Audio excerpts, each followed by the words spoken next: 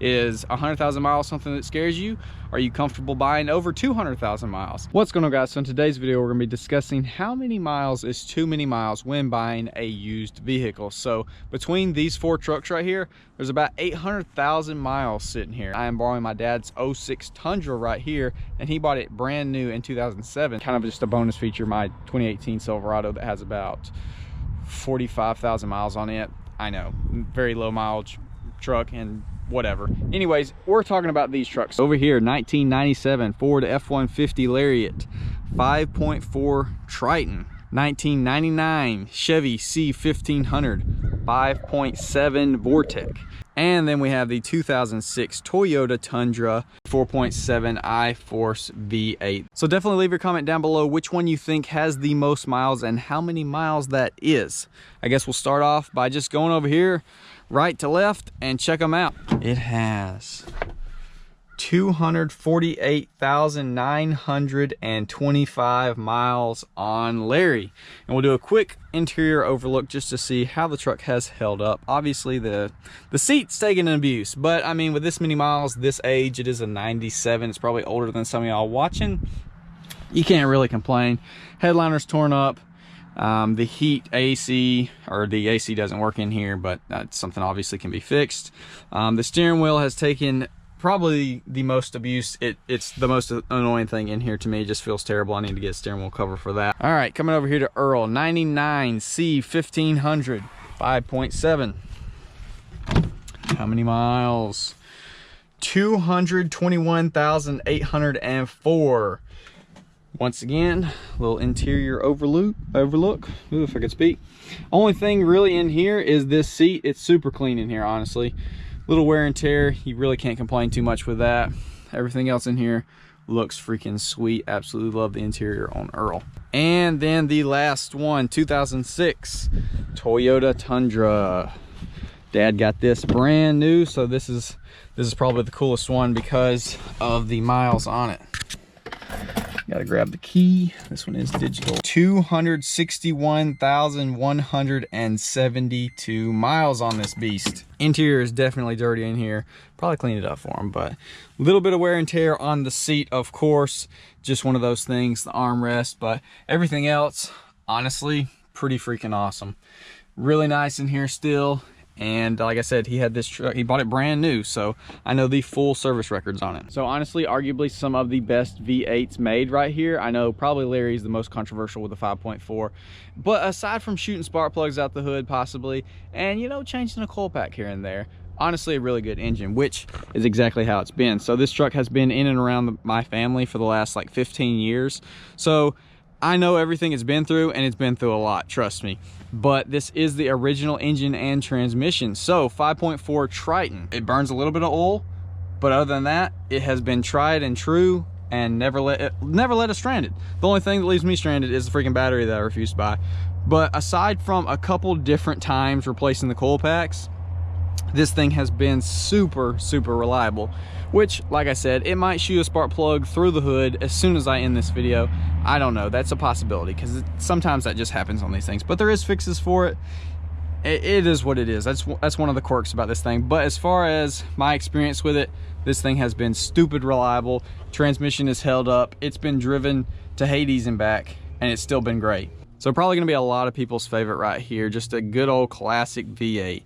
5.7 Vortec. These things are awesome. Pretty much anyone can work on them, and they're just known for being reliable. You will see a lot of them on Facebook saying that the engines have been replaced or worked on or whatever the case, and honestly a lot of that has to do with these old trucks are usually worked and abused. And honestly, it's one of the engines that you're probably leaking or burning oil, and if you don't stay on top of it, you're gonna mess the thing up. And that's probably a controversial thing to say, but this thing does leak a little bit of oil. Larry burns a little bit, and then we're gonna talk about the holy grail over there in a second. But anyway, super awesome engine. As far as I can see, I would assume this thing's probably stock.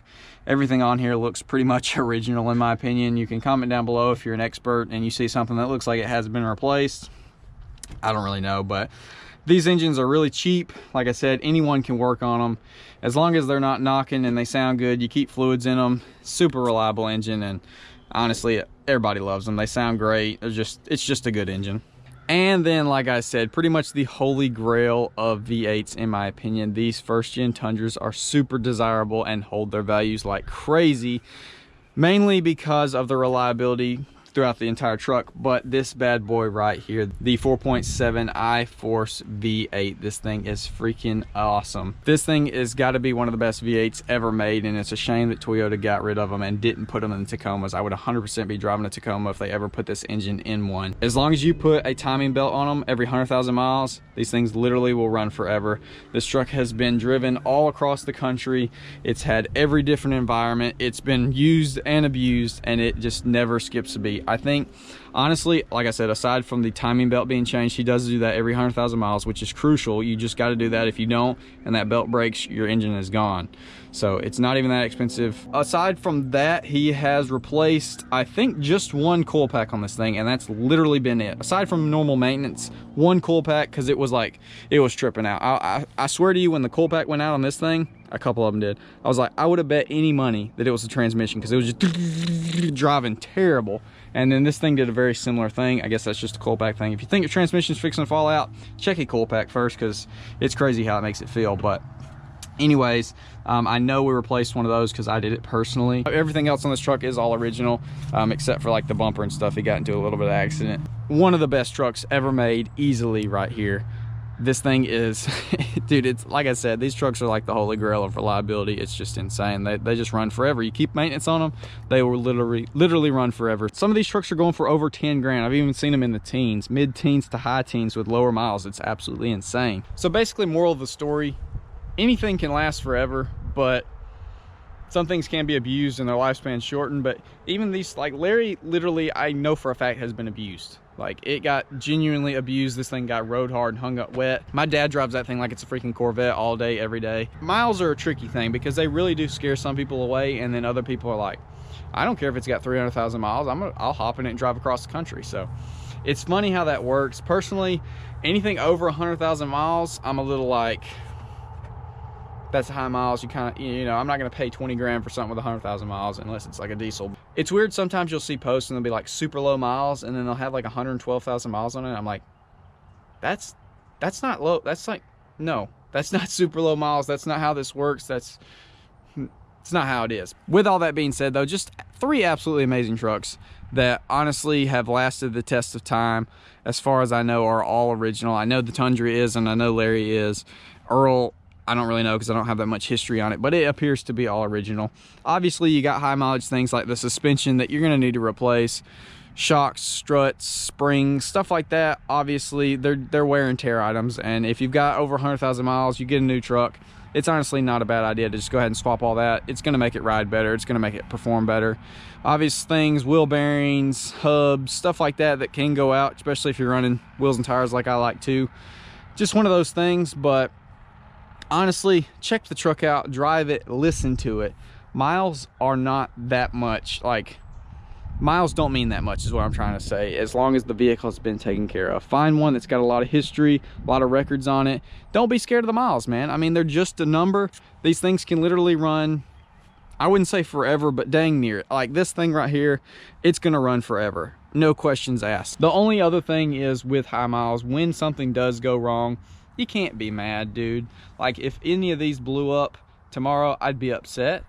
But I'm not going to be like, man, this thing's a piece of junk Ford because it blew up after 248,000 miles. Like, okay, it gave you a very long life. It's been alive since 97. Like, come on now. Don't be super scared of miles. If the truck looks good, rides good, sounds good, it's probably a good truck. Obviously, my truck right here is a 18 with 44,000 miles. I've not had any issues out of it either. So, I mean, hopefully it has a long life, 5.3 with the V4 mode. So it's kind of one of those things where you're like, I hope it lasts forever, but there's a chance it might not. But thankfully with the 5.3, you can do a full delete on that, build it, put a cam in it and that kind of stuff. So honestly, not that big a deal, not too worried about it. So this is just a funny thing. I kid you not, I shut the hood on this thing and the emblem fell off. Like I said, this was replaced recently because he had a wreck, a little fender bender, but that's honestly hilarious that that just popped off. I wish I had that on camera, but yeah, that might fall off, but your engine's still gonna run forever. All right, guys, well, hopefully you did enjoy this video. A little look into the mileage on these trucks and how they have fared over the years. And honestly, really good luck, I would have to say. Some people just have bad luck. Some people get lemons. It's just unfortunately a thing. Just like, you know, some people get brand new trucks like this, and within 10,000 miles they drop a transmission. It's crazy. It sucks, but it is like, it's life. Like, life's not fair, unfortunately. Some people get screwed by things that are completely out of their control. You can baby things and then they mess up. But when it comes to old trucks like this, general maintenance goes the longest way. Oil changes, flushes, checking your bearings, stuff like that. It's just what makes your vehicle stay together, and it's going to give it a long life. I am real curious to see what y'all consider high miles and what's too high that you would not buy. So is 100,000 miles something that scares you? Are you comfortable buying over 200,000 miles? Comment down below, let me know, because I am real curious of that. Honestly, if the price is right, I don't care how many miles it's got. Earl, Larry, awesome buys, could give a rip about how many miles they have. Honestly, it's kind of a cool thing to be able to say, hey, look, my truck has got 248,000 miles on it, and cranks up, cruises down the road just fine. So with that being said, hopefully y'all did enjoy. Definitely comment down below. Let me know what you think. What's the best V8 in the fleet right here? 5.4, 5.7, 4.7, or 5.3? And with that being said, I'm out of here.